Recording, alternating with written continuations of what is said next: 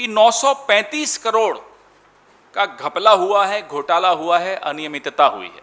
20,91,488 post है महिलाओं के लिए पुलिस विभागों में, और कितनी भरी साहब? 1,15,504। 4% जो दिव्यांगों का कोटा था वह भी समाप्त कर दिया केंद्र सरकार ने अभी हाल ही में इसी सप्ताह। जो लोग हैं ही नहीं उनको पेमेंट दिखा दी गई। गरीब के लिए योजना, उसमें भ्रष्टाचार। ये है नरेंद्र मोदी की सरकार। भारत सरकार के आंकड़े हैं, भारत सरकार के ग्रामीण विकास मंत्रालय का ऑडिट, सोशल ऑडिट यूनिट, उसके आंकड़े। मोदी सरकार जब भ्रष्टाचार की बात आती है तो गरीबों को भी नहीं छोड़ती। जब इनकी असंवेदनशील नीतियों की बात आती है तो वो गरीबों को भी नहीं बख्शती।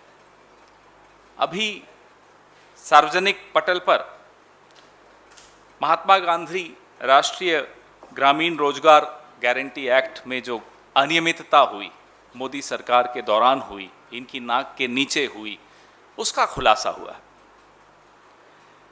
ये वही नरेगा है, मैं इसको नरेगा ही बोलूँगा, बोलचाल की भाषा में आपको भी समझ में अच्छी तरह आएगा, लोगों को भी आएगा। ये वही नरेगा है जिसको नरेंद्र मोदी जी ने ऊंची आवाज में निंदा करते हुए कहा था कि ये कांग्रेस की नीतियों, विफलताओं का एक मॉन्यूमेंट है। और ये वही नरेगा है जो लोगों की जिंदगी बचाने का एक जरिया बना, कोविड की पहली लहर में भी और कोविड की दूसरी लहर में भी। तब ये मॉन्यूमेंट बोलना भूल गए, तब इन्हें भी समझ में आया कि कांग्रेस की नीति क्या थी और कितनी दूरदृष्टि थी कांग्रेस की कि इस तरह की नीति लाई। अब जो 2011 में यूपीए की सरकार ने नरेगा में एक क्लॉज डाला जिसमें ऑडिट कंपलसरी हो, उसकी जांच कंपलसरी होगी कि क्या कोई सही सुचारू रूप से चल रहा है, किसी को कोई दिक्कत तो नहीं आ रही। नियमानुसार हर 6 महीने में वो जांच होनी चाहिए, वो ऑडिट होना चाहिए। खैर, इस सरकार का नियमों से कोई रिश्ता ज्यादा लंबा नहीं है, 6 महीने में तो नहीं, लेकिन हाँ कुछ बीच में अभी इन्होंने एक ऑडिट करवाया। इन्हीं का ऑडिट है जो मैनेजमेंट इंफॉर्मेशन सिस्टम ग्रामीण विकास मंत्रालय का, उस ऑडिट में यह निकल कर आया कि 935 करोड़ का घपला हुआ है, घोटाला हुआ है, अनियमितता हुई है, भ्रष्टाचार हुआ है। नरेगा में जो सबसे निर्धन है उसके लिए एक योजना है, जिस योजना के खिलाफत मोदी जी शुरू से करते आए थे और अब चुप हो गए क्योंकि समझ में आ गया उनको कि योजना क्यों है। गरीब के लिए योजना, उसमें भ्रष्टाचार। ये है नरेंद्र मोदी की सरकार। और ये कोई किसी निजी चैनल के, निजी अखबार के, मेरे, प्रणव जी के, संजीव जी के आंकड़े नहीं हैं, भारत सरकार के आंकड़े हैं। भारत सरकार के ग्रामीण विकास मंत्रालय का ऑडिट, सोशल ऑडिट यूनिट, उसके आंकड़े। ये ऑडिट जो हुआ था 2,65,000 ग्राम पंचायतों में, पूरे देश की, हर राज्य की, 2017-18 और 2020-21 के दौरान हुआ, एक बार हुआ। जो सबसे महत्वपूर्ण बात यह है कि ऑडिट की जो निष्कर्ष निकले हैं उसमें यह निष्कर्ष स्पष्ट तौर पे आता है कि miss appropriation, financial miss appropriation हुआ, रिश्वतखोरी हुई। ये वहां उनसे शब्द ले रहा हूं मैं, उसी ऑडिट रिपोर्ट के शब्द हैं ये। जो लोग हैं ही नहीं उनको पेमेंट दिखा दी गई, भ्रष्टाचार। ठेकेदारों को आपने बड़ी बड़ी बिल रेज करके उनको ज्यादा पेमेंट दे दी। तो 935 करोड़ में जो रिकवरी हुई, वापस लिए गए, वो हैं 12 करोड़ 50 लाख। 935 करोड़ का 1.34% रिकवरी हुआ। यह है इस सरकार की काबिलियत। सबसे ज्यादा जिस राज्य में यह अनियमितता हुई 2017-18 और 2020-21 के दौरान, वो है तमिलनाडु, जब भारतीय जनता पार्टी के अलायंस की सरकार थी, AIADMK की सरकार थी, जहां 245 करोड़ का घोटाला हुआ। दूसरा राज्य बिहार, जहां आपको मालूम है किसकी सरकार है, भारतीय जनता पार्टी और JDU की सरकार है। यहां 12 करोड़ 34 लाख का घपला हुआ है। झारखंड में जब भारतीय जनता पार्टी की सरकार थी, प्रणव जी आपका राज्य है, 51 करोड़ 30 लाख, ये उस दौरान का घपला है जब सरकार भारतीय जनता पार्टी की थी। और राजस्थान, जहां 2018 से कांग्रेस की सरकार है, वहां आपको 0 मिस अप्रोप्रिएशन।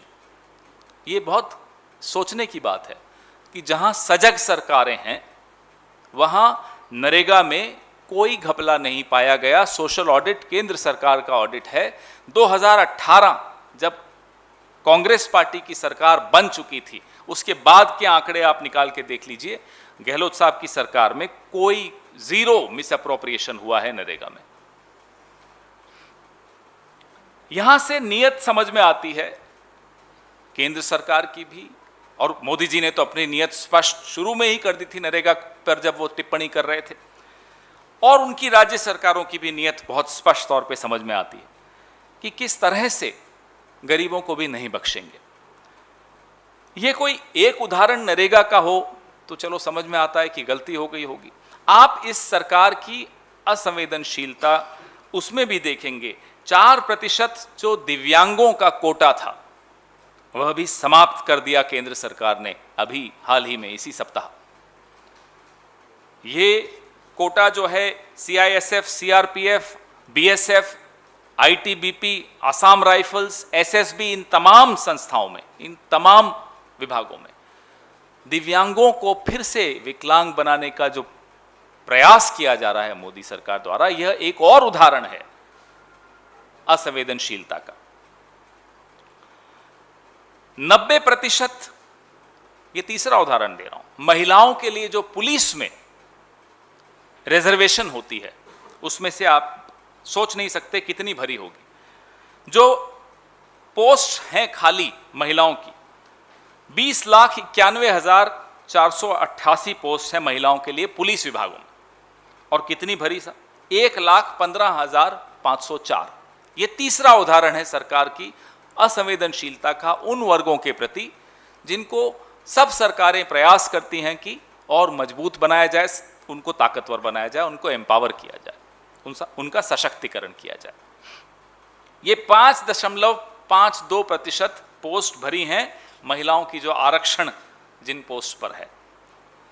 हम यह मांग करते हैं कि जो नियम है सोशल ऑडिट के नरेगा में, जो यूपीए ये नियम लाई थी 2011 में, उन नियमों की अनदेखी किए बिना नियमानुसार बार बार हर 6 महीने में ऑडिट किया जाए, ताकि जानकारी सबको प्राप्त हो, सरकारें सजग बने, हम और आप भी सजग रहें, NGOs भी सजग रहें, सिविल सोसाइटी भी सजग रहे, और जो रिकवरी नहीं हो पाई वो रिकवर किया जाए।